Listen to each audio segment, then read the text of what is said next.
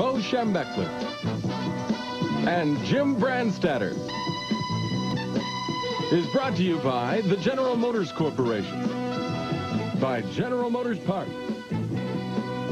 by GenCorp, and by Budweiser. The Wolverines are 2-0 in the 1986 season following a 31-12 win over Oregon State, and yet the score seemed lopsided, and it was a much closer game than that, wasn't it? Well, it was, Jim. Actually, they did an exceptional job of throwing the football. They decided they weren't going to attempt to run at all on us, and had an extremely effective short passing game that controlled the ball a lot and got them enough scores and close enough to the goal line to make it scary. You knew that they were going to throw. Did you realize how much? A grand total of 64 times. Did you realize you'd see it that often? Well, not quite that often, although I predicted before the game that they wouldn't run the football more than 12 times. And they really, actually, if you took the sacks away, which they listed as runs, ran the ball from scrimmage 9 times. And 2 of those were quarterback sneaks, right? Right, 2 were sneaks.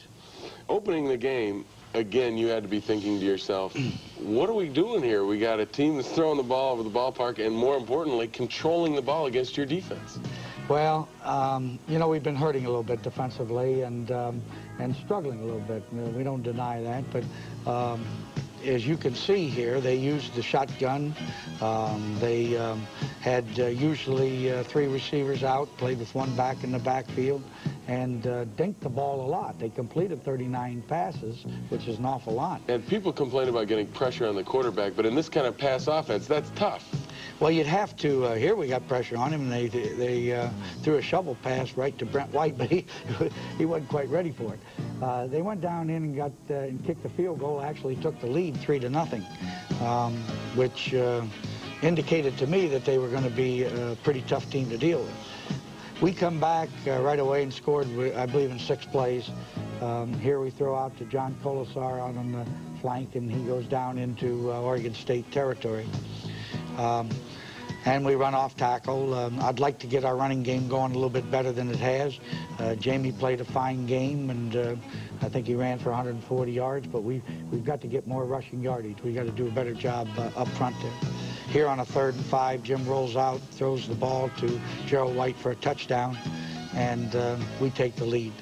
And we take the lead for good, but it's not always that rosy. As you say, they're a real sticky team, and they were sticky. And again, the idea of throwing the short passes, finding the open seams, and the kind of passing attack they have, it does lead to having trouble getting pressure on. Right, and it's a quick passing attack. It's not where you say rush them. They don't take the ball upfield an awful lot, and you can throw those passes pretty quickly because your receivers don't have to get too far downfield.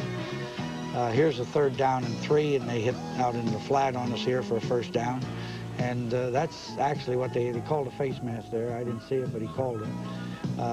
Here's a 3rd and goal, and we get some heat on him here and finally get a sack on him. But most of the time, he had enough time to throw. Their linemen were in an up stance.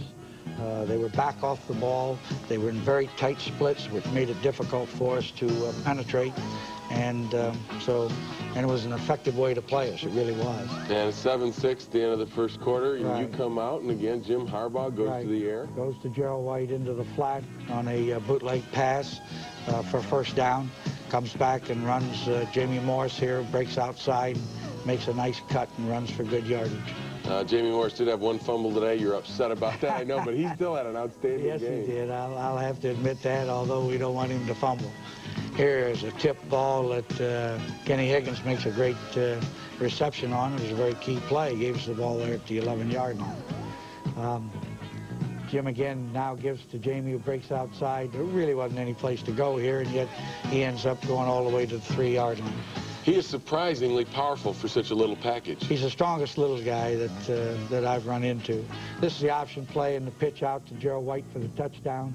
And in the 2nd quarter, we take a 14-6 lead. You had to feel confident the offense is moving the ball, but then again, they come back and are able to make these little short passes and get things done. The problem with that is the offense will move the ball, but you can't move the ball when you're on the bench. And their passing attack, although it didn't score a lot of points, kept a lot of possession time, a lot of field position time, and so it hurt us from that standpoint.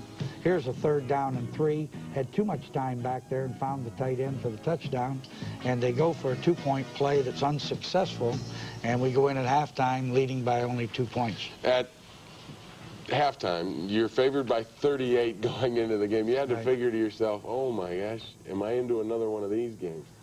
Well, I felt going in it wasn't a 38-point game. Let's start with that. But yes, we were very much concerned, mainly because of their ability to control the football. And not that I didn't think we could move on them or score on them. It's just that we couldn't afford to just let them have possession time and gain field position constantly. Well, it worked out in your favor anyway, and we'll be back and we'll take a look at the second half highlights of a very tight Michigan victory when Michigan Replay returns. Well, we felt that we could run on them, and we weren't doing things right, and the line wasn't getting off the ball, and the backs weren't running hard enough. And we came out the second half, and we started running the ball a little harder, started blocking a little harder.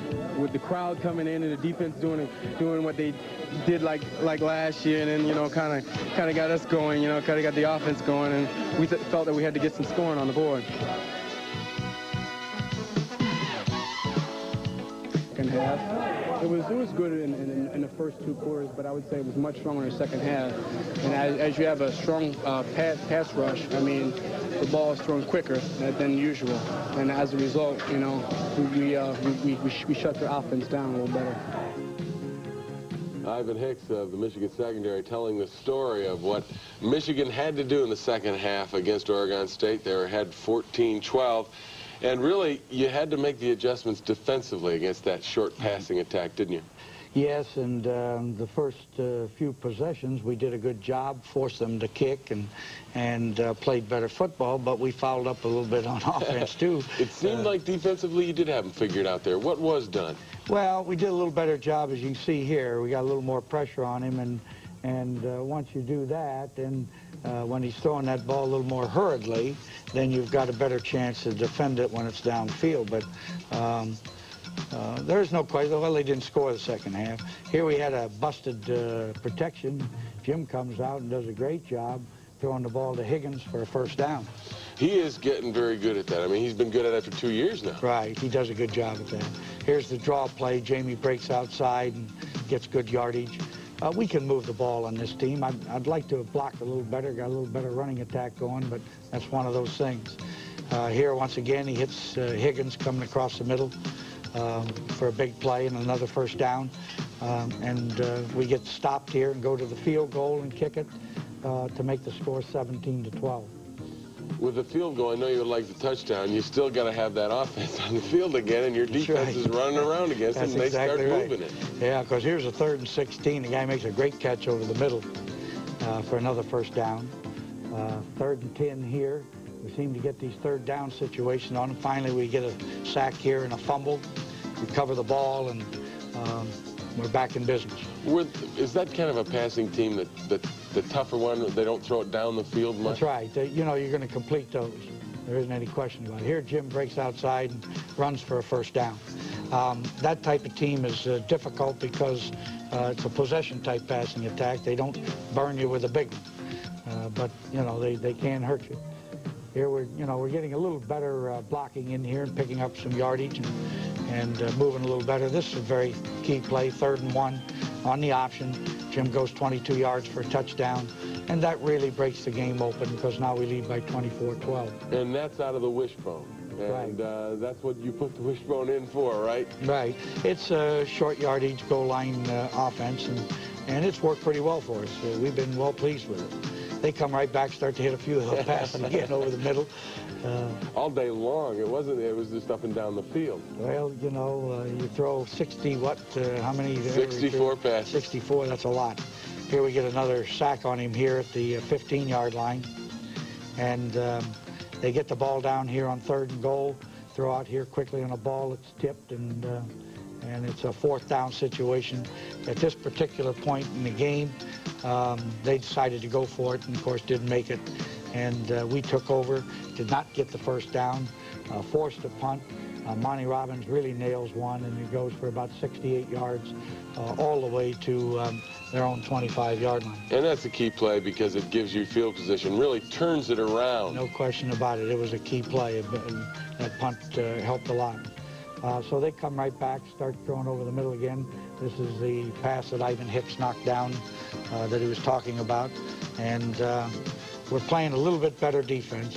Here in the fourth period, Jim goes back to pass, goes over here, throws to Greg McMurtry, who makes a spectacular catch. His first reception as a Wolverine. And we're on the move here a little bit again. Comes back to pass again. Protection's good. Goes over the middle here to Johnny Colasar, who breaks the tackle and goes in for the touchdown to make it 31-12. 31-12 the final. Now it's time for the Budweiser play of the game. This is a key play because on 3rd down and 1, we had to have the first down. Jim goes 22 yards to make it 24-12. And when it's 24-12 with the type of offenses they're using, I think we were in command. So with the victory over Oregon State, you're 2-0. You got to feel awfully good about that. But I know also the way you coach and the way you approach the game that you also think there's a lot of work to do. Well, I think, you know, every coach sees more of the faults of a game than he does the positive things. We have got to get better in all phases of the game. I don't think we played as well offensively because we made too many mistakes. Our defense, once again, was on the field too much, allowed too much possession time. They've been hurt physically. They've lost 4 or 5 top kids now, and that's hurt the defense some. We just got to come together and start playing better, and we can do that. You talk about playing together and all those other things. Would you rather play a team that tries to run the ball or has a more balanced attack rather than one that dinks the pass around? Well, I don't know. You know, this team got 360 yards on us, and almost all of it was passing, but they only got 12 points. But the thing that bothers me more than anything else is not the points. It's the fact that they move the ball effectively and they eat up the clock. And if we make a mistake offensively and we don't score, we don't get the ball back quickly enough. And that worries me because, you know, like last year when the defense went in 3 plays and they're out, and we take the ball back again. And that's a little frustrating. We can't expect that this year, but we can play better defense, and we will. As you said to me prior to the show, it's tough out there. It's not easy anymore, is it? No, it isn't. I mean, somebody comes in as a 38-point underdog, and they're not a 38-point underdog, No, not really. I knew going in that defensively they were the type of team that would hit you, and they were strong up front, and they played good enough defense, forced us into some mistakes, and then did a great job with this quarterback possessing the football on us. Used to be fun coaching, right? Yeah, well, it's always fun when you win. There's nothing wrong with that win at all, Jim. It's just that we've got to be playing better, and particularly defensively. Our team knows that. They're going to try hard, and they will get better. But, you know, last year we were fortunate. We didn't have any key injuries that hurt us. Here we've been in 2 ball games, and we're playing without 6, 8 guys that could really help us. We'll talk about that later. But